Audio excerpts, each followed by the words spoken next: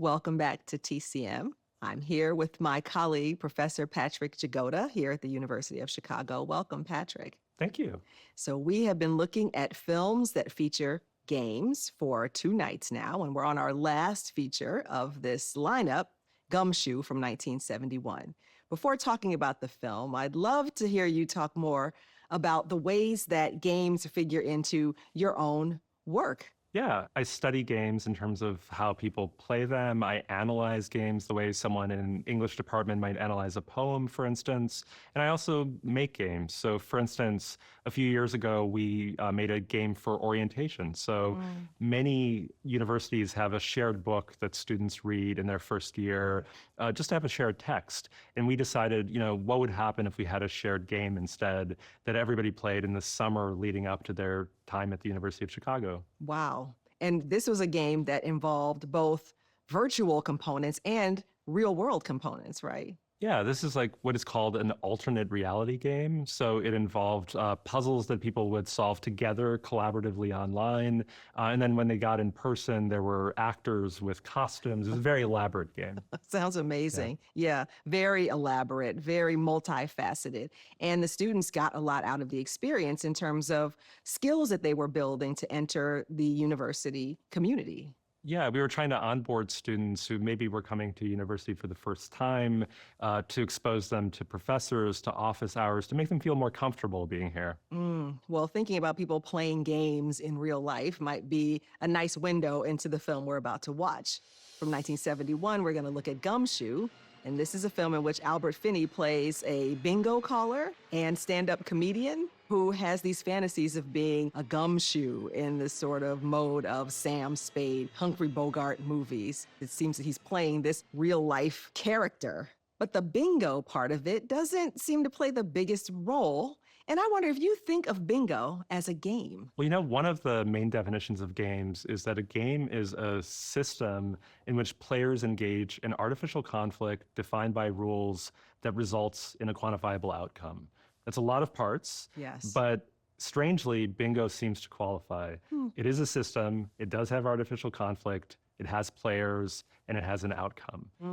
Now, I don't really think of it as a game because really the only part that the player is bringing to the experience is attention, right? Otherwise, it's basically a gamified lottery system. Interesting. Yeah. So if you think about something like, I don't know, red light, green light, or something that's called out, does that not constitute a game? Or is that a different kind of play? Yeah, I mean, it's interesting where the line is between a structured game and then a kind of open-ended play experience. Like Yeah. we think a lot as children about make-believe, for instance, right? Make-believe isn't always a game. There aren't predefined rules. There's an artificial conflict, but there is a sense of playfulness and creativity, and the body enters into it as well. Yeah. Well, we're going to see how Albert Finney gets physically involved in a really dangerous game as we watch this film. Thank you so much, Patrick. Thank you. Let's take a look from 1971, directed by Stephen Frears. Here is Gumshoe.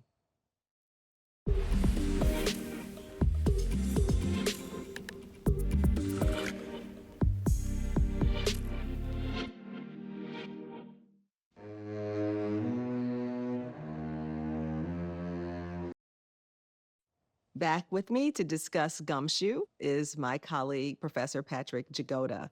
So it's hard to say this is a film about bingo or that bingo plays a huge role in it, but there are different ways to think about how this movie relates to games in general. What would you say about that?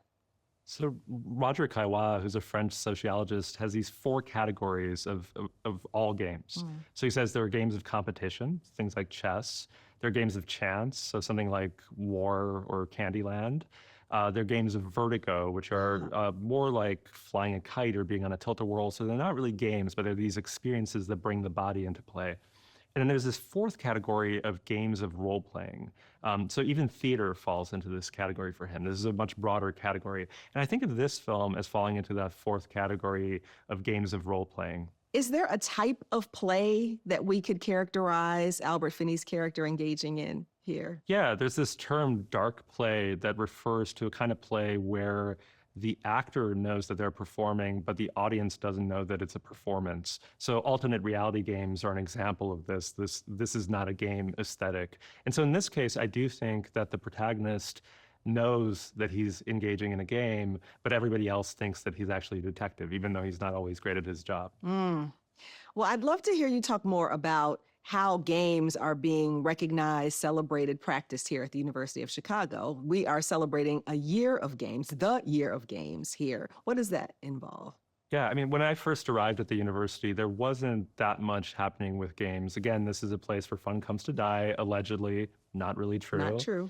And we've had a wonderful celebration of games this year, not just by people who make games, but also who are enthusiasts who really want to understand games from a sociological or anthropological perspective. So we've had everything from academic conferences to film screenings to designers who have visited us to tell us about how they make their games as well. The visiting designer seems really important, not just as models for the students, but also for students who are interested in going into the industry of making games. You're helping to make these kinds of professional connections. Yeah, we've had designers who make games like Halo or independent games like Animal Well or UFO 50 visit us and make those kinds of connections.